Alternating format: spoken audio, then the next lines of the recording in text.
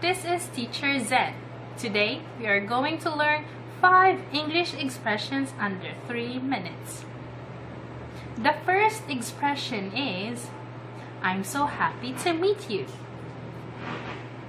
I'm so happy to meet you. I'm so happy to meet you. The second expression is, meet my sister. Meet my sister. Meet my sister.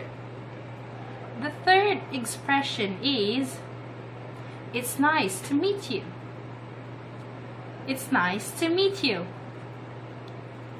It's nice to meet you. The fourth expression is, it's nice meeting you. It's nice meeting you. It's nice meeting you. The fifth expression is, I hope to see you again. I hope to see you again. I hope to see you again. Those are our class materials for today. See you soon!